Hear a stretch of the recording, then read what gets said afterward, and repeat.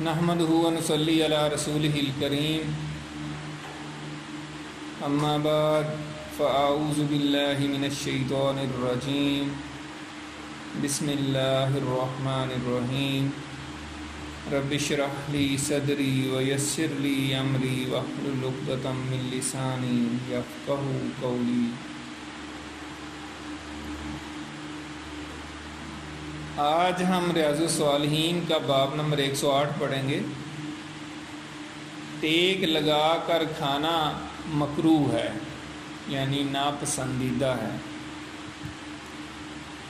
اور ہم پہلے بھی کئی دفعہ یہ بات کر چکے ہیں کہ ریاض الصالحین جو ہے وہ ایک بڑی ہی محنت سے تیار کی گئی احادیث کی کتاب ہے، جس کو امام نووی رحمۃ اللہ علیہ جو دمشق کے رہنے والے تھے انہوں نے اس کو تیار کیا ہے۔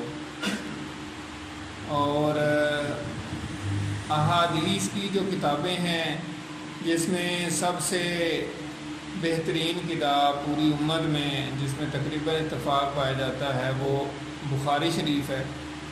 اس کی شرح لکھی ہے امام ابن حجر عسقلانی رحمۃ اللہ علیہ نے۔ سب سے بہترین شرح، بخاری شریف کی سینکڑوں شرح لکھی گئی ہیں، یعنی ایکسپلینیشنز، اور سب سے بہترین شرح جو ہے وہ ہے امام ابن حجر عسقلانی رحمۃ اللہ علیہ کی فتح الباری۔ اسی طرح بعض یعنی اہل مغرب جو ہیں، جو اسپین وغیرہ، مراکش، تیونس، اس طرف جو ملک ہے مسلمانوں کے، ان کے نزدیک صحیح ترین کتاب مسلم شریف ہے، بخاری سے اس کو بہتر سمجھتے ہیں۔ اور مسلم شریف کی بھی بے شمار شرح لکھی گئی ہیں سینکڑوں کے حساب سے، اور مسلم شریف کی سب سے بہترین جو شرح ہے وہ امام نووی نے لکھی ہے، جن کی یہ کتاب ریاض الصالحین۔ ریاض الصالحین جو ہے وہ اب تو برِ صغیر میں بھی کافی عام ہو گئی ہے، لیکن عربوں میں کوئی بھی ایسی مسجد، بلکہ یہاں تک کہا جاتا ہے کوئی بھی ایسا گھاٹ ہونا مشکل ہے جس میں یہ کتاب نہ ہو۔ جی، یہ کتاب یہ اس کی پہلی جلد ہے، 2 جلد ہے، 1 جلد میں بھی مل جاتی ہے۔ تو یہ جو ہے امام نووی نے جو کتاب لکھی ہے، اس کا جو مقدمہ ہے جو کتاب کے شروع میں لکھا جاتا ہے، اس میں انہوں نے لکھا ہے کہ یہ میں نے تہذیب نفس کے لیے لکھی ہے۔ اور بعض لوگ یہ کہتے ہیں کہ یہ ایک طرح سے جیسے وہ کہتے ہیں نا صوفی اور تزکیہ نفس، تو یہ تزکیہ نفس کے لیے، انسان کی بہتری کے لیے یہ بہت اہم کتاب ہے، اپنے آپ کو بہتر انسان بنانے کے لیے۔ تو اس کی اہمیت اس حوالے سے بھی ہے کہ ہم جب یہ ایک درس، ایک ہمارا سلسلہ ہے، تو اس کے ساتھ ہم اپنے آپ کو جوڑ لیں۔ جو لوگ یہاں پہ فزیکلی نہیں آ سکتے تو جو ہمارا یوٹیوب چینل ہے اس پہ جو ہماری ریکارڈنگز ہے اس کو ہی بندہ جو ہے جو نہیں آ سکتا وہ اس کو سننا شروع کر دے، ڈیلی کی مطلب ہفتے وار جیسا ہمارا پروگرام ہے تو ہفتے کی وہ ایک سن لیا کرے، اور اس کے ساتھ اپنے آپ کو جوڑ لے، ہر ہفتے سنیں تو ایک سلسلہ تربیت جو ہے وہ اس کا چل پڑے گا۔ تو اس لیے اس کی بہت زیادہ اہمیت ہے۔ تو آج ہم نے جو باب پڑھنا ہے وہ ہے ٹیک لگا کر کھانا مکروہ ہے، ناپسندیدہ ہے۔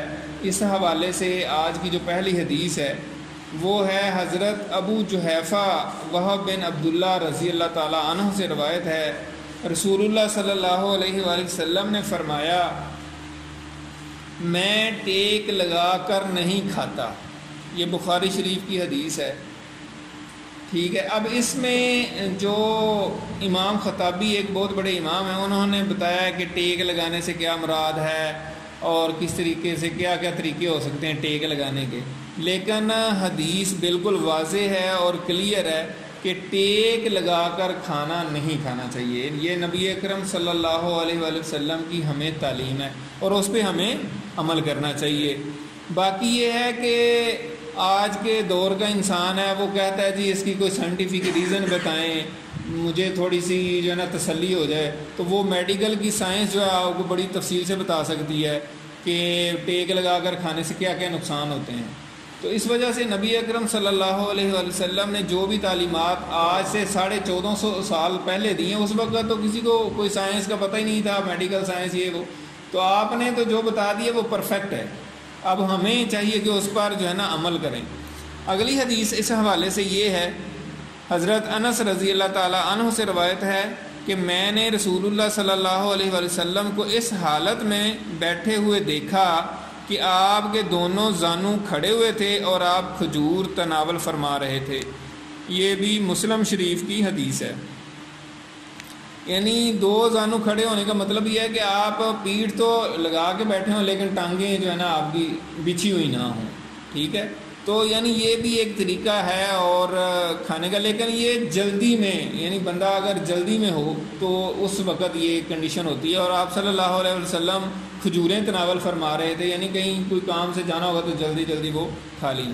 تو اس میں بھی یعنی ایک تو میسج یہی ہے کہ بیٹھ کے آپ نے کھائی ہیں. ٹھیک ہے، اور دوسرا یہ ہے کہ آپ صلی اللہ علیہ وسلم نے اس میں بھی جو تشریح انہوں نے کیا وہ یہ ہے کہ آپ صلی اللہ علیہ وسلم کا یہ تھا فرمان کہ میں کوئی نہ زیادہ، جس طرح ٹیک لگانے کی بات ہے اسی طرح بہت زیادہ تسلی سے اور بہت زیادہ اپنے آپ کو بہت جما کے اور تسلی سے بیٹھ کے کھانے والا نہیں ہوں. مطلب یعنی زیادہ آپ کی کنڈیشن ایسی ہوتی تھی کہ بہت زیادہ تسلی سے بیٹھ کے اور جس طرح ہم بیٹھ کے اور اس طرح نہیں کھانا کھاتے. اس کی حکمت بھی یہ بیان کی جاتی ہے، اس طرح پھر زیادہ کھایا جاتا ہے. تو اگر آپ تھوڑا ان ایزی ہوں، تھوڑا اس سے اتنا کھانا نہیں کھایا جائے گا، آپ جلدی جلدی فارغ ہو جائیں گے.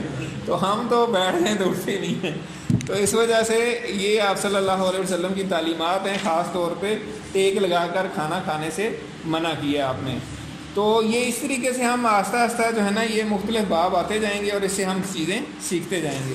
تو آج کے لیے اتنا ہی کافی ہے. اللہ تعالیٰ سے دعا ہے کہ اللہ تعالیٰ ہمیں کھانے پینے، چلنے پھرنے، ہر لحاظ سے سنت پر عمل کرنے کی توفیق عطا فرمائے. وآخر دعوانا ان الحمد للہ رب العالمین.